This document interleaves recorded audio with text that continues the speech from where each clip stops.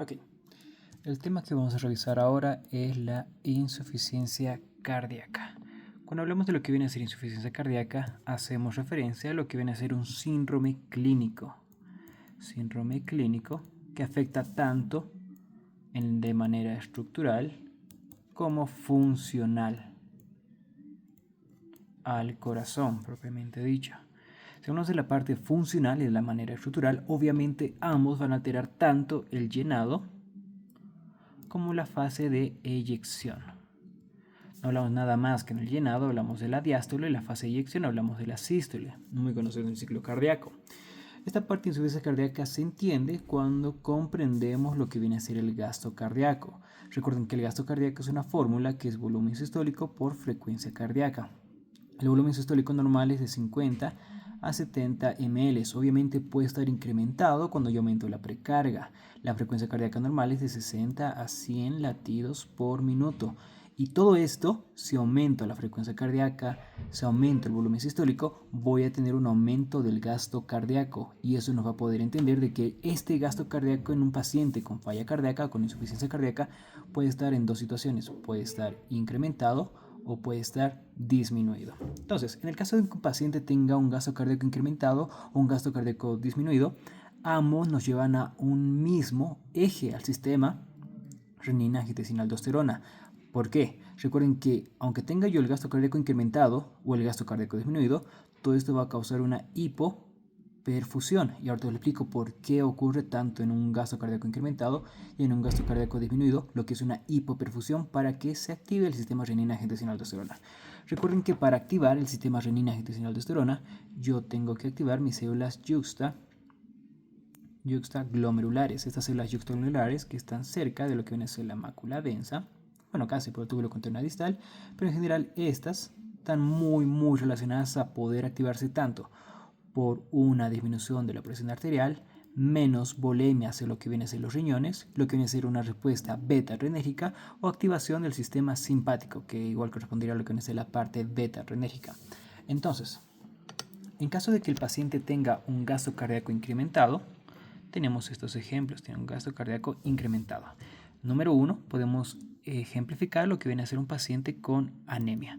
Un paciente que tiene anemia tiene lo que es la hemoglobina disminuida. Si yo tengo la hemoglobina disminuida, recuerden que tiene dos cadenas alfa y tiene dos cadenas beta. Cada cadena tiene que saturarse al 25% y tiene que captar lo que viene a ser el oxígeno. Si yo tengo menos hemoglobina, tengo menos captación de oxígeno, entonces entro en la hipoxia. Una hipoxia tisular. Esta hipoxia tisular va a ocasionar lo que viene a ser una vasodilatación de esta manera. Recuerden que a nivel de la microcirculación, si yo tengo aquí lo que son la parte arterial, aquí tengo lo que viene a ser ya la parte venosa y en medio lo que viene a ser la parte de los capilares. En esta zona serían los capilares. Aquí tengo lo que viene a ser la célula. Entonces normalmente viene la sangre, llega al extremo arterial de los capilares con una presión de 30 milímetros de mercurio y retorna y hace todo su intercambio por oxígeno, nutrientes, todo el metabolismo necesario para que las células estén bien nutridas y se va por la parte venosa de los capilares, que serían unos 10 milímetros de mercurio. Hago recuerdo lo que viene a ser esta parte porque va a jugar un papel muy fundamental para aumentar la presión hidrostática y que exista lo que viene a ser ese aumento de volumen a nivel del intersticio, ocasionando lo que viene a ser ese edema a nivel del intersticio, viendo lo que viene a ser como la fobia, el edema de miembros inferiores, que en un rato lo explico como tal. Ok, entonces quiero que vean que acá tengo la célula. El oxígeno no va a llegar porque yo tengo menos hemoglobina. Como tengo menos hemoglobina, tengo una hipoperfusión tisular. Esa hipoperfusión tisular va a hacer que la célula comience a liberar sustancias vasodilatadoras. Un ejemplo, puedo liberar lo que viene a ser la adenosina, que es el más importante. Puedo liberar lo que viene a ser potasio, puedo liberar lo que viene a ser hidrogeniones, puedo liberar lo que viene a ser el óxido nítrico. Normalmente el óxido nítrico va a ser una zona muy importante, bueno, un vasodilatador a nivel del endotelio que se va a liberar por la combinación tanto de oxígeno con lo que viene a ser arginina y demás.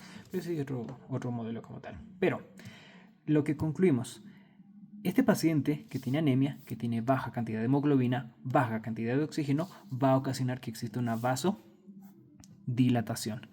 Esta vasodilatación va a ser a nivel sistémico, entonces va a ocasionar ciertas cosas como, número 1, aumentar la precarga. ¿Por qué aumenta la precarga? Porque estoy aumentando la complianza venosa. Esta complianza venosa se refiere a que yo tengo mayor capacidad de tener sangre, volumen intravascular. ¿Por qué aumenta toda esta parte? Porque, aumenta la capacidad como tal, pero en pocas palabras, aumenta la precarga porque aumenta la complianza venosa. Entonces, ¿qué sucede acá? Como yo tengo una vasodilatación sistémica, esto va a ocasionar que la presión arterial disminuya. Si disminuye la presión arterial y todo lo que viene a ser esa presión arterial efectiva está disminuida, el riñón lo va a captar como una hipoperfusión.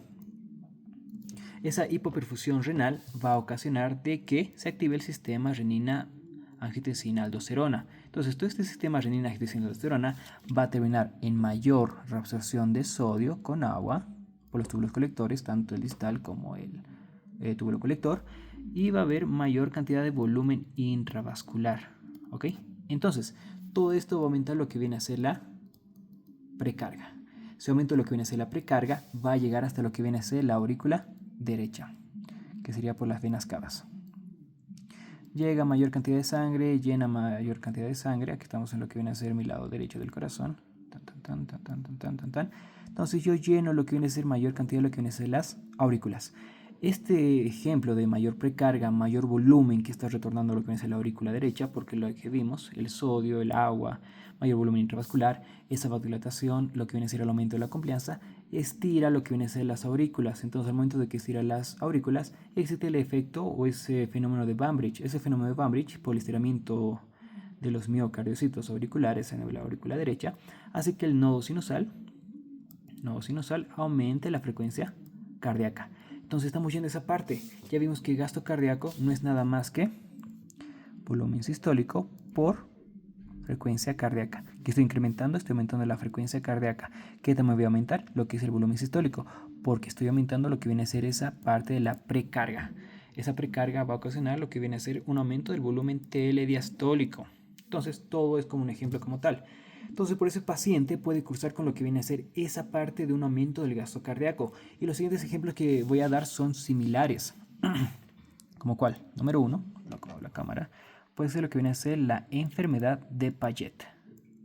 Entonces, ese aumento de la angiogénesis va a ocasionar de que exista mayor precarga. Es un ejemplo muy bueno. Otro ejemplo puede ser lo que viene a ser el hipertiroidismo. Hace lo mismo, existe una vasodilatación porque hay aumento del metabolismo. Ese aumento del metabolismo va a ocasionar que exista vasodilatación y sigue el mismo ejemplo.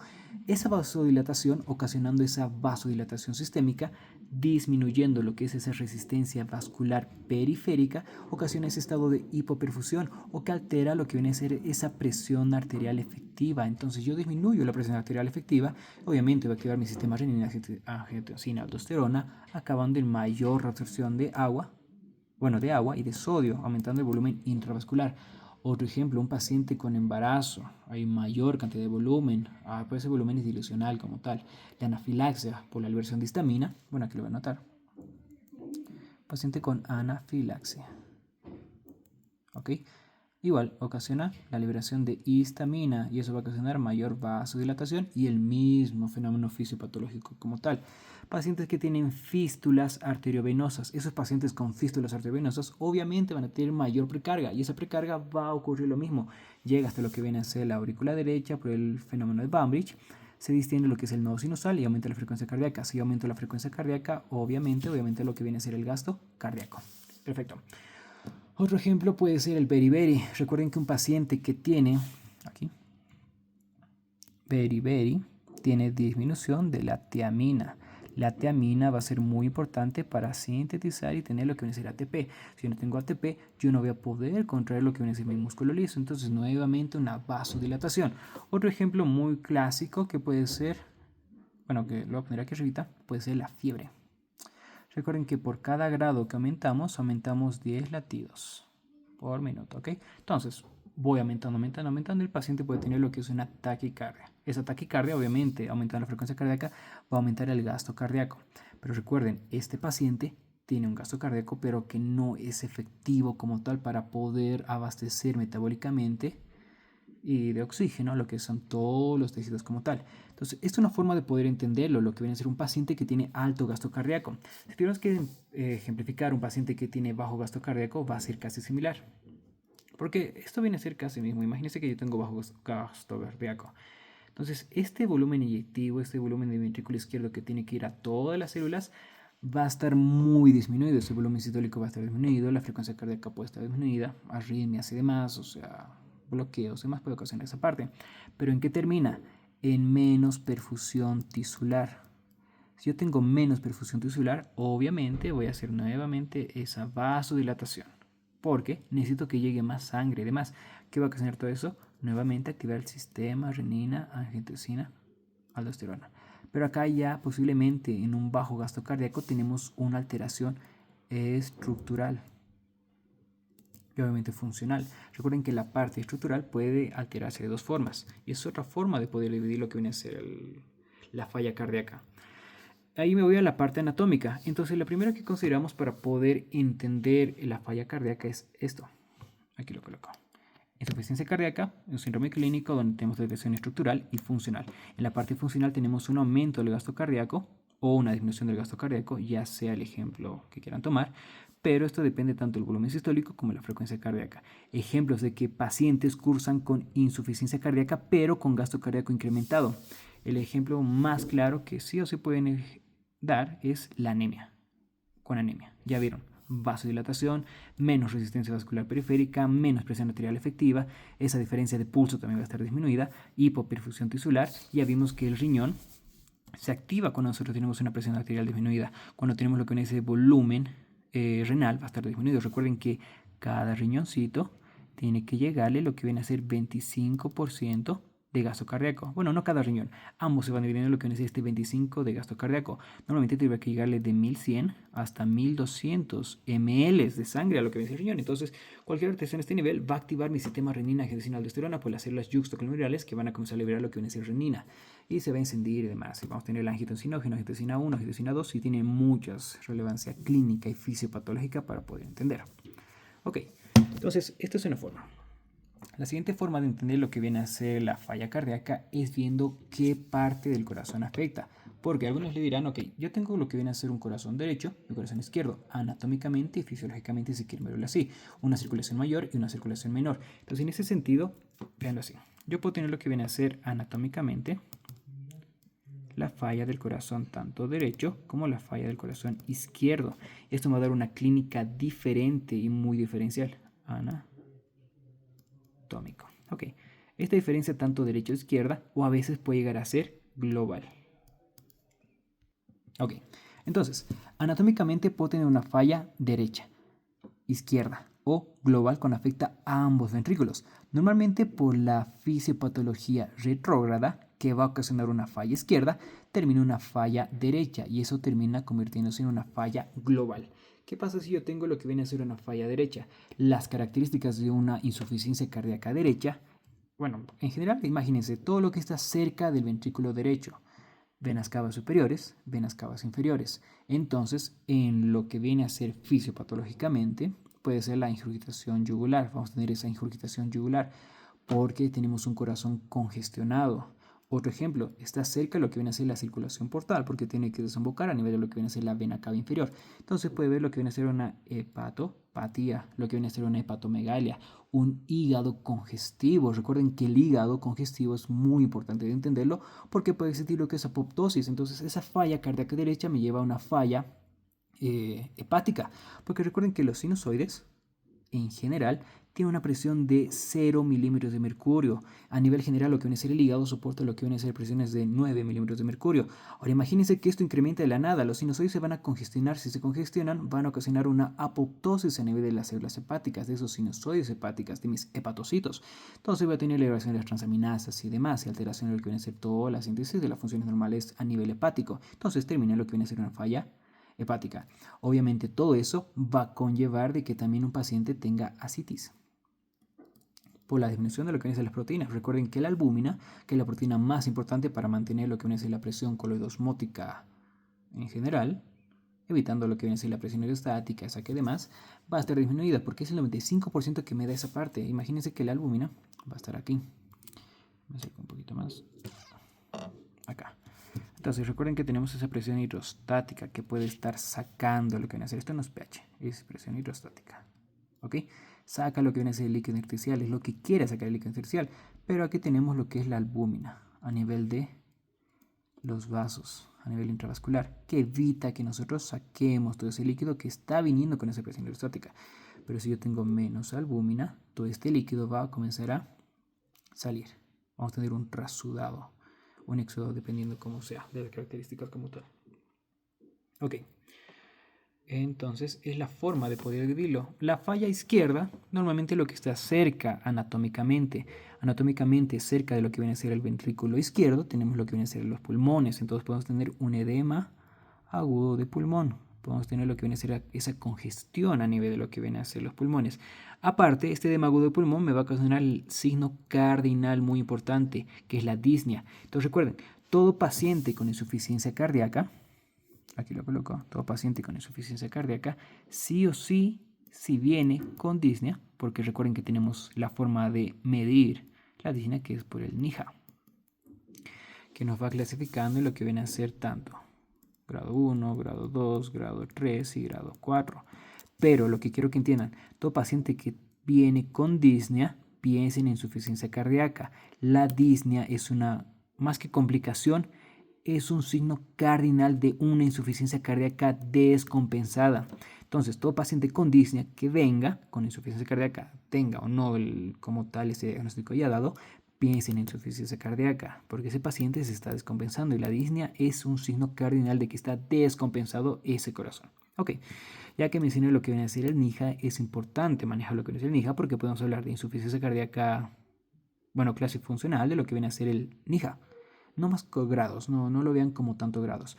Recuerden que el NIHA nos va dando lo que viene a ser la clase funcional. Me refiero, imagínense que clase funcional hace referencia a cómo es funcional, va a depender de qué tanto vamos a mejorar el funcionamiento del corazón.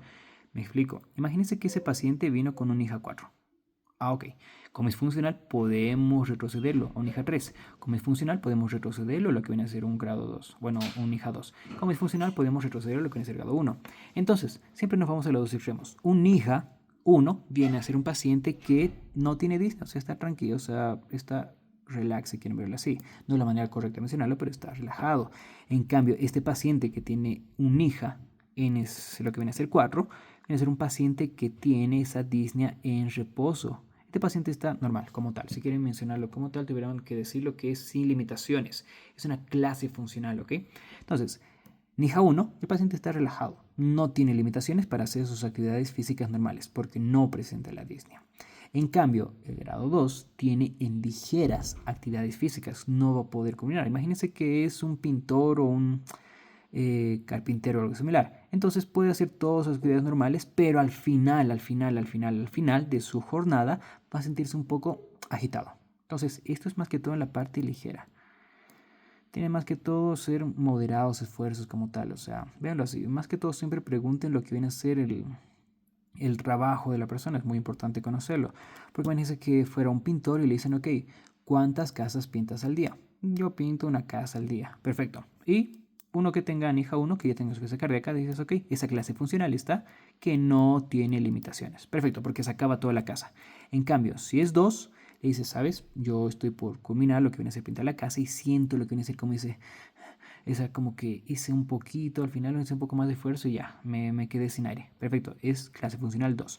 La clase funcional 3 ya habla que es un poco más marcado, llega hasta la mitad si quieren verlo así, y casi ni termina lo que es el trabajo. Entonces un poco más marcado, la actividad física habitual va a ser un poco limitante. Es como que realiza su trabajo, termina hasta lo que viene a ser la mitad y tiene que sí o sí entrar en reposo. Pero en cambio, la clase funcional 4 es un paciente que en reposo ya siente lo que viene a ser la disnea. Entonces es muy importante entender de que esta NIHA viene a ser la clase funcional.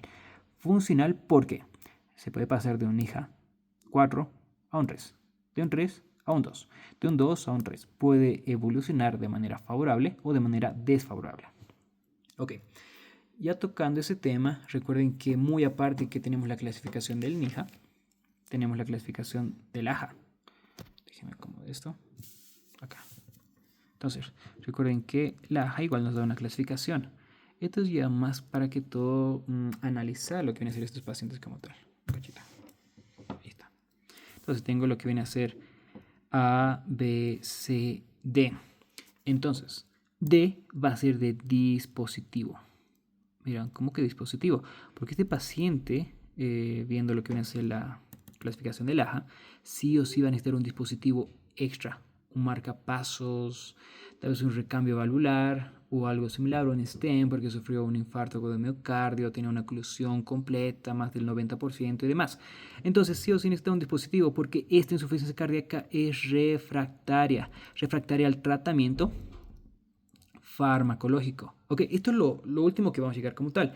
Pero en cambio, si le dimos un AJA A, B, C, D, tenemos que ver que el A es un paciente que tiene un riesgo de desarrollar insuficiencia cardíaca. Me explico. Ese paciente tiene comorbilidades. Diabetes mellitus, tiene hipertensión arterial, pero no presenta una sintomatología cardíaca. Entonces el A es un paciente con comorbilidades sin sintomatología. El B, el paciente ya tiene un cambio estructural, una alteración estructural a nivel cardíaco. Posiblemente tiene una hipertrofia cardíaca. Recuerden que las hipertrofias cardíacas pueden ser tanto concéntricas como excéntricas. La diferencia entre ambos, de una concéntrica y excéntrica, es nada más que esto. Un paciente con insuficiencia cardíaca concéntrica va a hacer que el músculo cardíaco crezca hacia dentro. ¿Ok? Entonces todo este músculo no es tejido funcional, es tejido fibrótico. ¿Ok? Porque tiene mucho colágeno. Es como con cicatriz como tal, ¿ok? Recuerden que aquí la aldosterona juega un papel fundamental y lo que viene a ser también la angiotensina 2 porque estimula sus receptores tanto AT1 como sus receptores AT2. El que me ocasiona todos estos cambios estructurales son el AT1 porque son más oxidativos, ocasiona lo que es mayor síntesis de colágeno, fibrina. Entonces se acumula, se acumula. Si le preguntan qué tipo de colágeno se acumula acá, es el tipo 1 y el tipo 3 que tenemos como tal. Ok, se me caía la cámara. Entonces, ahí tenemos lo que viene a ser esa parte. Entonces, ya vieron que la hipertrofia puede ser concéntrica y puede ser excéntrica. La parte concéntrica es esta parte.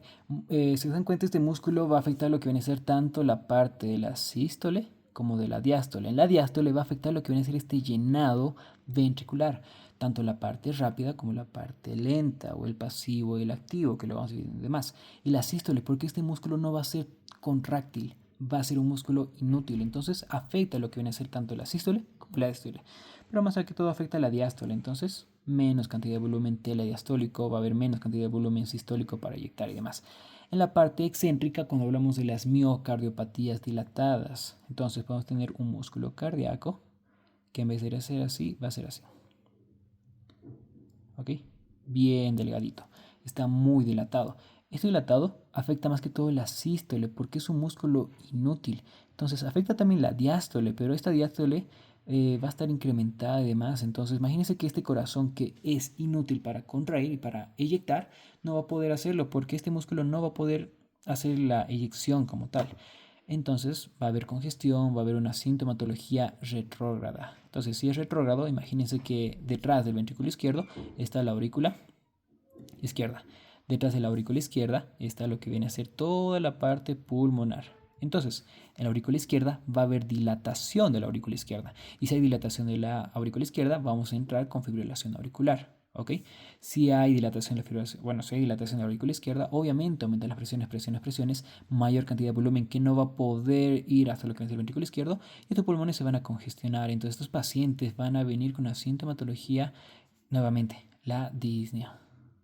¿Ok? Recuerden que la disnea es un síntoma, es algo subjetivo que el paciente siente como tal. Obviamente lo que necesita es esa dificultad respiratoria marcada, ya lo podemos considerar como signo, porque vemos que está con dificultad respiratoria marcada.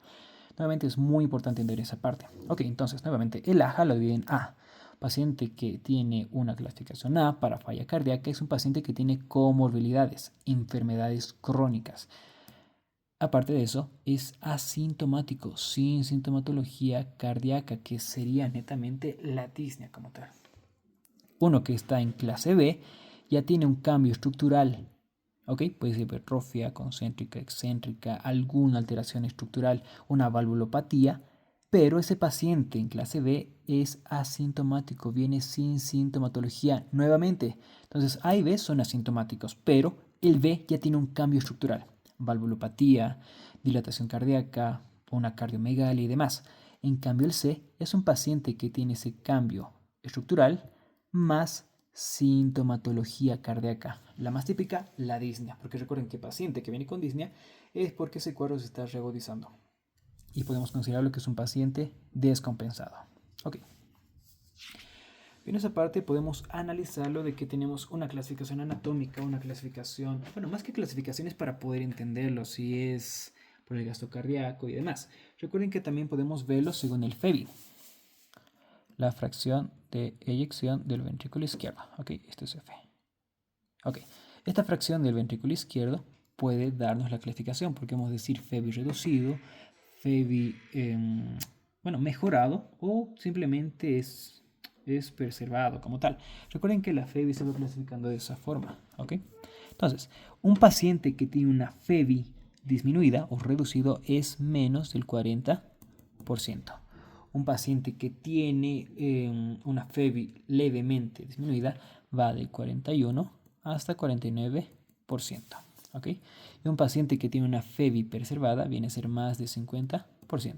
Entonces esto viene a ser una FEBI disminuida, esto viene a ser levemente disminuido, lo que viene a ser una FEBI preservada, que viene a ser más de 50%, y el último viene a ser una FEBI mejorada. Si le preguntan qué es una FEBI mejorada, es un paciente que ya con insuficiencia cardíaca y con el tratamiento y demás fue mejorando, porque de la FEBI reducida que estaba va a estar más del 40% del paciente va a estar normal, ¿ok? Entonces, esto es una FEBI mejorada que mejoró con el tratamiento y demás, porque estaba cursando primero con una FEBI reducida. Con que esté más del 40%, perfecto. Entonces, muy importante considerarlo como tal, ¿ok?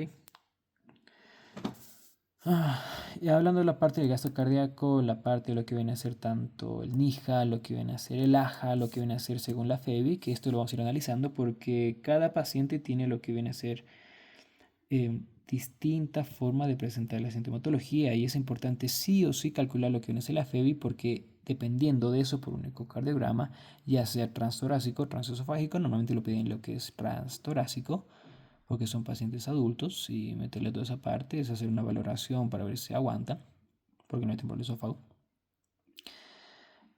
Va a depender mucho del tratamiento, que igual lo vamos a analizar en otro video. Ok, entonces ahí tenemos lo que viene a ser como la forma de entender esta parte de la insuficiencia cardíaca. Otra cosa importante de entender en estos pacientes es la etiología como tal. Entonces, si hablamos de lo que viene a ser la etiología, déjenme lo acerco. Si hablamos de lo que viene a ser la etiología, podemos tener tanto una etiología que puede afectar la parte sistólica y puede afectar lo que viene a ser la parte diastólica. Ok, entonces, esta etiología se puede dividir esa parte en sístole y en diástole. Un ejemplo, la disfunción sistólica, hablando de la etiología, puede ser una miocardiopatía, puede ser alguna arritmia. Ok, entonces me afecta lo que viene a ser la sístole, una miocardiopatía dilatada. Ok, la parte diastólica. Esto se va más que toda la parte del pericardio, una pericarditis. Esta pericarditis, este pericardio engrosado, más que una pericarditis como tal, que nos ocasiona el pericárdico y demás, una disfunción, alteración de lo que es el llenado y también en la sístole puede afectarlo un poquito, más que todo tiene que ser una pericarditis constrictiva. Evita lo que viene a ser ese llenado efectivo de los ventrículos como tal. Y en esa parte también puede existir un taponamiento cardíaco, ¿ok? Y todo lo que viene a ser esas miocardiopatías hipertróficas, ¿ok? Entonces, eso viene a ser la etiología más común, más constante. Obviamente, si hablamos de otro tipo de etiologías, nos podemos ir a lo que viene a ser la parte cardiovascular, que puede ser una vasculitis, un paciente con hipertensión arterial, ¿ok? Que pueden estar ocasionando ciertas remodelaciones como tal. Podemos tener una etiología pulmonar. Un paciente con hipertensión pulmonar puede cursar con lo que viene a ser una insuficiencia cardíaca. Obviamente, por continuidad, va a afectar lo que viene a ser todo ese llenado o esa eyección del ventrículo derecho hacia los pulmones. Entonces, poco a poco va a ir congestionándose, podría ser una insuficiencia cardíaca derecha. La parte de tóxicos. Tóxicos, un ejemplo, hay insuficiencia cardíaca por el alcohol, un paciente con alcoholismo crónico, pacientes que tienen el consumo de drogas, ¿ok? Otro ejemplo puede ser los pacientes que tienen enfermedades reumatológicas. Un ejemplo lo que viene a ser el lupus eritematoso sistémico, que ocasiona lo que viene a ser esa policerositis, imagínense que hay derrame pericárdico y va afectando por continuidad y demás, ¿ok? Ahí, ¿qué me lo diría? La parte de endocrina, que es un tema muy importante, puede ser como número uno, viene a ser la obesidad, ¿ok? Porque recuerden que la obesidad va a ocasionar mayor inflamación, ¿ok? Esta mayor inflamación se entiende porque nosotros tenemos lo que viene a ser las adipoquinas. Estas adipoquinas pueden ser de tres dominios: dominio 1, dominio 2 y dominio 3. El más importante de las adipoquinas es el dominio 3, porque este dominio 3 va a comenzar a aumentar las células inflamatorias. Me puedo explicar lo que es la interleucina 1 beta, lo que viene a ser la interleucina 6, lo que viene a ser el factor de necrosis tumoral alfa, y que todo esto ocasiona lo que viene a ser mayor inflamación. Entonces, obviamente, un tejido afectado puede ser lo que viene a ser a nivel cardíaco, los vasos y demás, y puede llegar a muchas cosas como tal. Esta es la forma de entenderlo, tanto como sístole como lo que viene a ser la diástole, y de manera dividiendo por sistemas lo que viene a ser la etiología. Pero, cuando un paciente viene y vemos que tiene una falla cardíaca, tenemos que pensar en ciertas etiologías comunes. Normalmente los pacientes que tienen esta insuficiencia cardíaca crónica, número uno, pensar en un infarto agudo de miocardio. Recuerden que el infarto agudo de miocardio va a ser la afectación a nivel de las arterias coronarias, que puede ser una oclusión total o una oclusión parcial, ¿ok? Por la placa de ateroma y demás. Otra etiología aparte del infarto de miocardio muy común es la hipertensión arterial, que entra como tal. Otra etiología viene a ser las valvulopatías, una insuficiencia aórtica, una insuficiencia mitral, una estenosis mitral y demás. Piensen en todas las etiologías como tal. Algunas pueden ser muy sintomáticas y otras asintomáticas, ¿ok? Y para enfermedades metabólicas, como lo que viene a ser diabetes mellitus. Ok, pero esto viene a ser lo que viene a ser la insuficiencia cardíaca como de manera general. También tenemos que dividirlo en lo que viene a ser una insuficiencia cardíaca de un comienzo agudo y de un comienzo crónico. Este paciente crónico va a tener sus reagudizaciones con disnea. Un paciente agudo también va a presentar disnea y hay que hacer una buena anamnesis para ver si el paciente ya tomaba algún tipo de fármaco, yecas, aras, algún tipo de diurético con furosemida, espironolactona y demás para poder entender qué está sucediendo con ese paciente, ¿ok? Entonces, esta parte del agudo es el que más quiero ejemplificar porque es el que nos llega a emergencias. Entonces, un paciente viene a emergencias y viene con una disnea muy abrupta. Los familiares refieren que estaba normalito y de la nada comenzó a presentar esa dificultad respiratoria, comenzó a tener una respiración agitada. Entonces, esa respiración agitada es un paciente agudo que tiene un cuadro agudo como tal. Entonces, tenemos que pensar en distintas etiologías como tal. Y hay una técnica que es Champi. ¿Ok? Entonces, C va a ser de coronarias, un síndrome coronario. ¿Ok? Entonces, esas arterias coronarias van a estar afectadas. ¿Qué tenemos que ver? Un electrocardiograma y si lo requerimos, las troponinas. Electrocardiograma más troponinas nos hacen ese diagnóstico para ver esa alteración del síndrome coronario agudo como tal, ¿ok? Con la elevación del segmento ST, infradesnivel y demás y otros marcadores electrocardiográficos que tenemos. Un paciente hipertenso, un paciente que está descontrolando lo que viene a ser la presión arterial, ya vimos que va a ocasionar esos cambios estructurales. Imagínense que en la hipertensión tenemos lo que viene a ser el ventrículo izquierdo y lo que viene a ser la válvula aórtica. Y de aquí va a salir lo que viene a ser la aorta. Ok, entonces, ¿qué pasa con la hipertensión? Vamos a tener un aumento de la poscarga. Este tejido va a estar fibrótico, duro, rígido. Entonces el corazón cada vez va a tener que contraerse más y más y más y más. Eso que va a ocasionar una hipertrofia como tal. Entonces cualquier rato que este paciente se descompense con una emergencia hipertensiva, ya sea con daño o sin daño de órgano diana, va a venir con lo que viene a ser esa insuficiencia cardíaca aguda como tal. ¿Ok? Por ejemplo, lo que viene a ser las arritmias, la fibrilación auricular, muy común que tengan esta parte, porque recuerden que ya de manera retrógrada, si no tenemos cómo sacar la sangre viene, se congestiona el ventrículo izquierdo y de manera de continuidad va a ir hacia lo que es la aurícula izquierda. La aurícula izquierda se comienza a dilatar y va a haber focos ectópicos al nivel de lo que viene a ser las venas pulmonares. Ok, la parte de la M es mecánico. Si yo tengo una alteración mecánica, imagínense una ruptura del septo, una insuficiencia vascular aguda, una pericarditis, no sé, imagínense que le clavaron un cuchillo, un trauma torácico penetrante por arma blanca, va a ser mecánico, es constrictivo, pericarditis, ¿ok?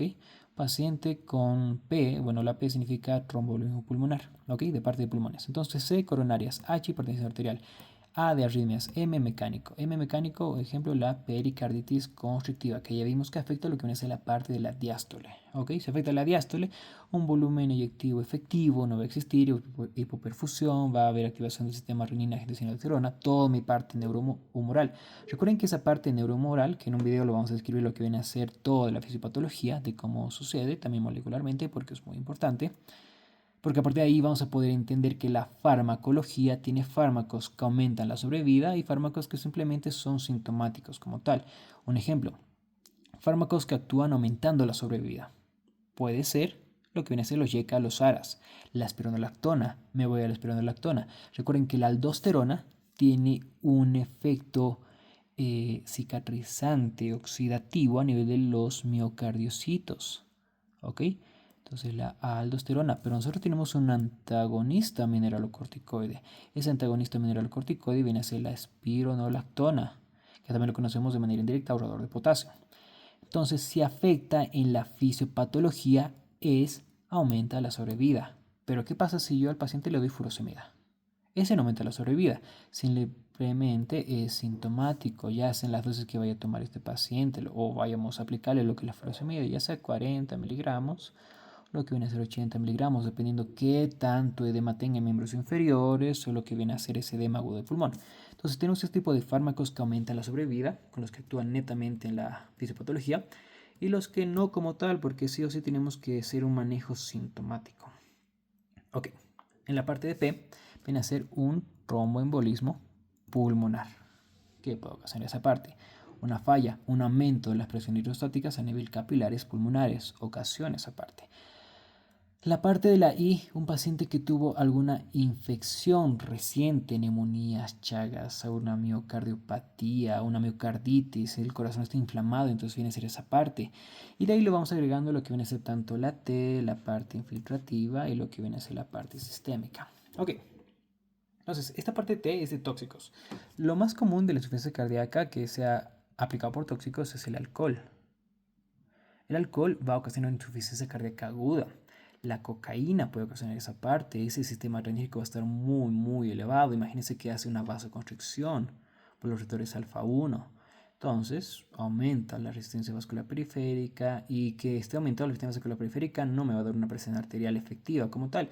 Va a ocasionar que mis células estén desprovistas de oxígeno como tal. Por ese flujo no va a ser normal, porque la diferencia de presiones va a ser elevado y no va a haber una buena perfusión tisular. Entonces lo afecta como tal. La parte infiltrativa, se me ocurre lo que es la amiloidosis, todo lo que viene a ser infiltrativo como tal. Aquí lo con amiloidosis, igual para analizar como tal. La parte sistémica, pacientes que tienen algún trastorno séptico que pueden entrar en la parte de infecciones. Pacientes desnutridos, pacientes que tienen anemia. Ya vimos que los pacientes con anemia van a cursar con lo que es insuficiencia cardíaca si es que es como tal, o sea, si es crónico como tal, pacientes crónicos. Recuerden que los pacientes que tienen anemia crónica tienen un tipo de anemia que es normocítica, normocrómica. También lo llaman de consumo si son enfermedades crónicas como tal.